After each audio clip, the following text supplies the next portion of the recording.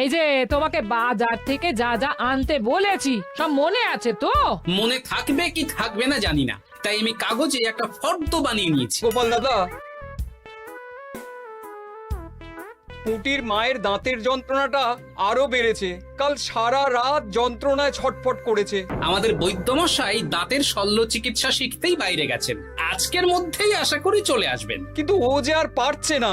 শোনো, তুমি একটা তুলোর মধ্যে লবঙ্গ তেল দিয়ে পুঁটির মায়ের যে দাঁতে ব্যথা হচ্ছে তার গোড়ায় রাখো। বৈদ্যমশাই এলে আমি তোমাদের বাড়িতে যেতে বলছি।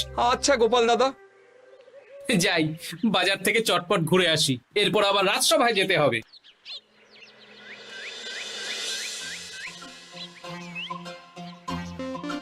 উফ, কি গরম রে বাবা, ছাতা নিয়ে বেরোলে ভালো হতো। এই তো সামনে আখের রস বিক্রি হচ্ছে, একটু আখের রস খাই, শরীরটা বেশ চাঙ্গা লাগবে। ভাই, আখের রস কত করে দিচ্ছ? 1 ভাঁড় 10 আনা গোপাল দাদা। দাও দেখি 1 ভাঁড়। আরে, এই যন্ত্রটা কিন্তু দারুণ। ওই আমাদের রাজ্যের বিজ্ঞানী মশাইয়ের অবদান।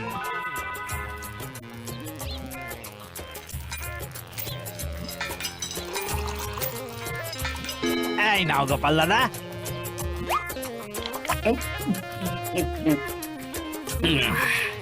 আহ, শান্তি। এই নাও ভাই, তোমার 10 আনা।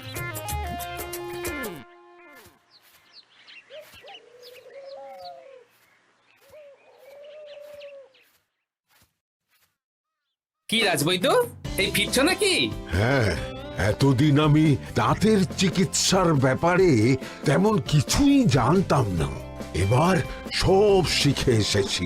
ভালোই করেছো, তুমি একেবারে প্রথম রোগীকে দেখে তারপর রাজসভায় এসো। প্রথম রোগী? পুটির মা গো, কালকে সারা রাত যন্ত্রণায় ঘুমোতে পারেনি। আরে আর বলো না, কদিন আগেই পুঁটির মাকে নিয়ে পুঁটির বাবা আমাদের বাড়িতে এসেছিল।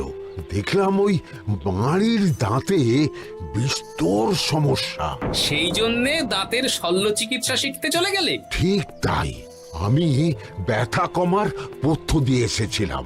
দেখি এবার দাঁতটা তুলেই দিতে হবে। তাহলে তুমিও পুটিদের বাড়িতে যাও, আমি বাড়িতে থলে রেখে আসছি।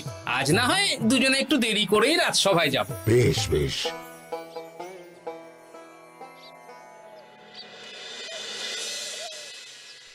দেখুন মহারাজ, দেখুন আজকে রাজবৈদ্য আসেনি, আর ওদিকে গোপালও ডুব দিয়েছে।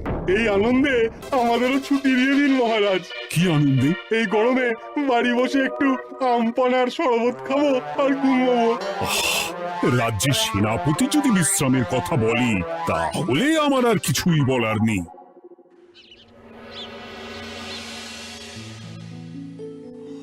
এই তো দাঁতটা পুরো পোকায় খেয়ে নিয়েছিল।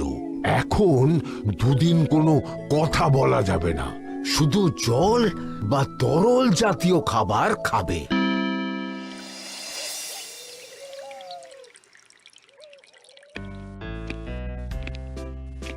ওই তো গোপাল আর রাজবৈদ্য দুজনে একসাথে রাজসভায় ঢুকছে। রাজবৈদ্য মশাই ওনার জীবনের প্রথম শল্য চিকিৎসা করছিলেন, তাই আমিও দেখছিলাম। তা কি রাজবৈদ্য, সফল হয়েছ? হ্যাঁ মহারাজ, পুঁটির মায়ের একটা মাড়ির দাঁত পোকায় খেয়ে নিয়েছিল, সেটাই তুলে দিলাম। ভালোই হলো, আমাদের রাজ্যে কোনো দাঁত তোলার বৈদ্য বা চিকিৎসক ছিল না। এখন তুমি সাধারণ রোগ ব্যাধি নিরাময়ের সাথে সাথে দাঁতের চিকিৎসাও করবে। কিন্তু মহারাজ, একটা যে সমস্যা আছে। আবার কি সমস্যা? আমি যে দাঁতের শল্য চিকিৎসা করি এটা তো আর রাজ্যবাসী জানে না, তাই কতজন আর আমার কাছে আসবে সে নিয়ে আমার সন্দেহ আছে। মানে তুমি চাইছো যাতে তোমার কাছে বেশ কিছু রোগী তাড়াতাড়ি আসুক, যাতে তুমি অনুশীলনও করতে পারো, তাই তো? একদম ঠিক ধরেছেন মহারাজ, কাজ না করলে হাত পাকাবো কি করে? তাহলে ভেড়া পিটিয়ে বলে দিলেই তো হয়। এতে তেমন ভালো কাজ হবে বলে মনে হয় না। তা তুমি কি বলতে চাইছো গোপাল? প্রচার হবে, কিন্তু একটু অন্যভাবে। কিভাবে? আজ বিকেলে আমি রাজবৈদ্যর হয়ে প্রচার করব, শুনে নেবেন। বেশ। শুনুন শুনুন শুনুন, আমাদের আমাদের কৃষ্ণনগরের রাজবৈদ্য এখন দাঁতের শল্য চিকিৎসাও করছেন। যারা যারা আমাদের রাজবৈদ্যের কাছে দাঁত তোলাবেন তাদের দাঁত তোলার পরে দুদিন কোনো শত্রু থাকবে না। চিকিৎসার সময় সকাল 7টা থেকে সকাল 10টা পর্যন্ত।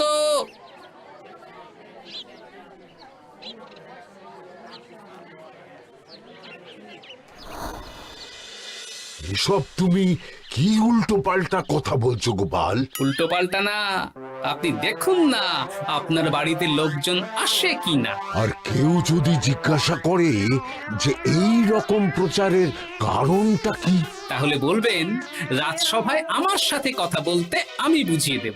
বেশ।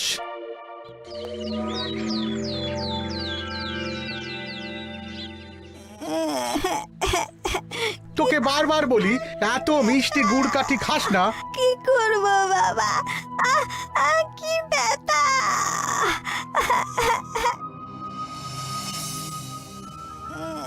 বাড়ি আছেন নাকি বৈদ্য মশাই? হ্যাঁ, আছি আছি। এই আমার ছেলেটার না দাঁতে খুব ব্যথা দুদিন ধরে।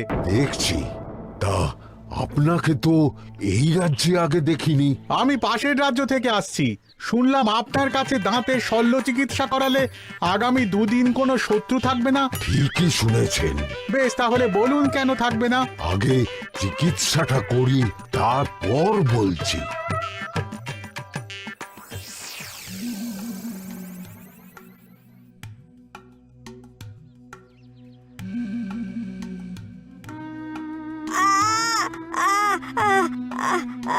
আর চিন্তা নেই, এখন দুদিন কোনো কথা বলা যাবে না। এবার তো বলুন আমার ছেলের আগামী দুদিন কোনো শত্রু থাকবে না কেন? আজকে রাজসভায় চলে আসুন, ওখানে গোপাল এই প্রশ্নের উত্তরটা দিয়ে দেবেন।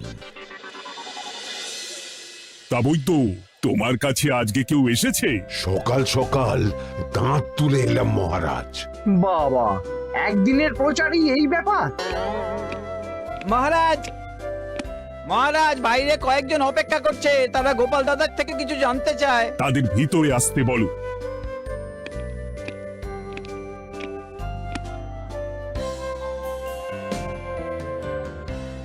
আজ আমার ছেলে বৈদ্য মশাইয়ের কাছে একটা দাঁত তুলিয়েছে।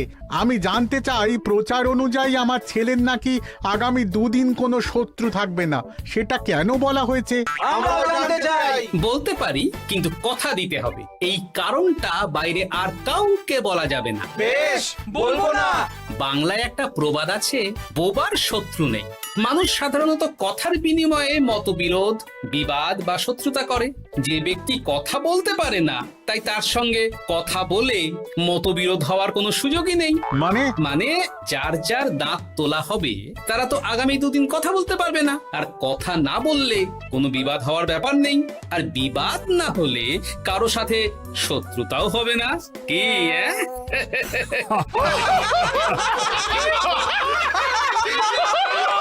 এই জন্যই তুমি হাসির রাজা গোপাল ভাঁড়। কে তোমার কথা শুনতে যাবে?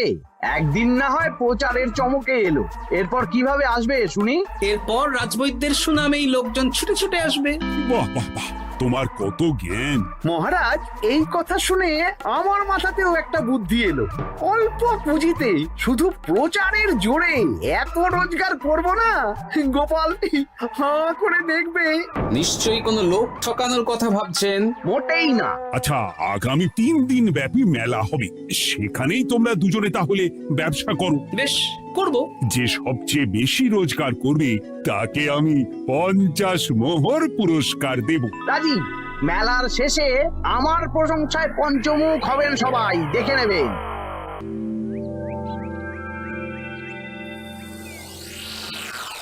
খুব তো বড় মুখ করে বলে এলেন যে ব্যবসা করবেন মেলার মাঠে।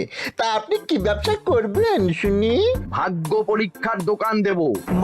মানে আমি বিভিন্ন মেলায় দেখেছি যে একটা দোকানে নিচের দিকে হেলানো অবস্থায় একটা পাতলা কাঠের পাটাতন থাকে। সেই পাটাতনের উপরে 1 থেকে 6 অবধি সংখ্যা লেখা থাকে, তাই তো? হ্যাঁ, যারা মেলায় ভাগ্য পরীক্ষা করতে আসবে তাদের ফাঁপা লোহার 6টা বল দেয়া হবে। যদি ওই 6টা বলই 6 নম্বর লেখা খোপের মধ্যে ঢোকাতে পারে তাহলে প্রথম পুরস্কার পাবে। আমিও ওটারই দোকান দেব, কিন্তু শুধুমাত্র একটাই পুরস্কার থাকবে। 6টা বল 6 নম্বর খোপের মধ্যে ফেলে কেউ যদি 36 করতে পারে তাহলে সে পাবে 100 মোহর উপহার। আরে খেলার জন্য কত মোহর লাগবে? 1 মোহর। আপনি কিন্তু জেনে বুঝে বিপদ ডেকে আনছেন। একজন কেউ ফেলে দিলেই আপনার হাত থেকে 100 মোহর ফসকে যাবে। আরে মেলার ভিড়ে যদি আপনি পুরস্কার না দেন তাহলে জনতার একটা মারও ফসকাবে না। আরে সেই জন্যই তো তোদের পোষা। তোদের মধ্যে যে কোনো একজন ওই কাঠের পাটাতনের নিচে লুকিয়ে থাকবি। যখনই দেখবো কেউ 36 করে ফেলছে, আমি গলা ঠাকরাবো আর তোরা কাঠের পাটাতনটা হালকা করে নিচ থেকে নাড়িয়ে দিবি। এটা তো দারুণ বুদ্ধি। কি বলছো গোপাল, তুমি আখের রসের দোকান দেবে? হ্যাঁ, এই গরমে আখের রসের বেশ চাহিদা। তোমার বানানো ওই যন্ত্রের চাকা ঘোরাবো আর আমার ভাগ্যের চাকা ঘুরবে। সে ঠিক আছে, আমার কয়েকটা যন্ত্র বানানোই আছে।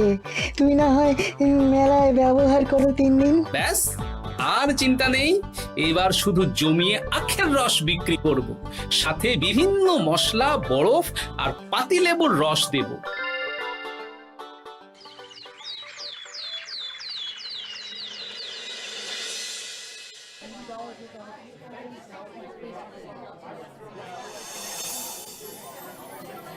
এই দোকানের পানীয় খেয়ে মন হবে বশ।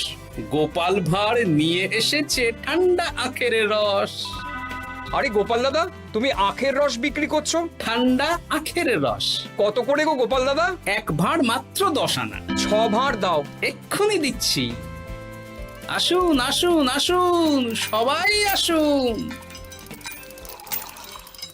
আসুন আসুন আসুন, এদিকে আসুন, এদিকে আসুন, ভাগ্য পরীক্ষা করুন। 1 মোহরে 100 মোহর।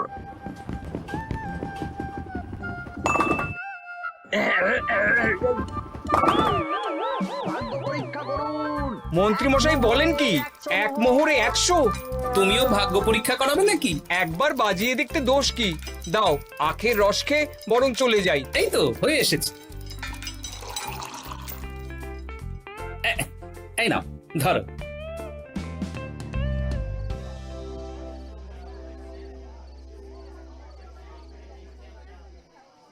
কি মন্ত্রী, ব্যবসা কেমন চলছে? ভালোই। আপনি একবার ভাগ্য পরীক্ষা করে দেখবেন নাকি মহারাজ? না না না, আমি এসবে নেই। জানি আপনার কাছে 100 মোহর নস্যি, তবুও 1 মোহরের বিনিময়ে চেষ্টা করে দেখুন না। আচ্ছা, এত করে বলছো যখন, দেখি। 1 মোহরে 6টা বল। বাবা বাবা বাবা, দেখুন মহারাজ চেষ্টা করে।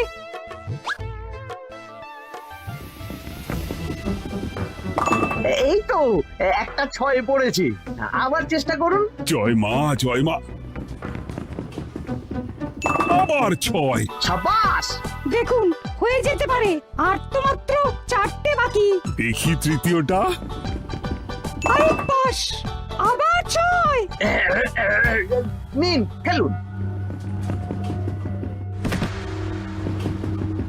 এই যা, হলো না। আরেকবার প্রথম থেকে চেষ্টা করবেন নাকি মহারাজ?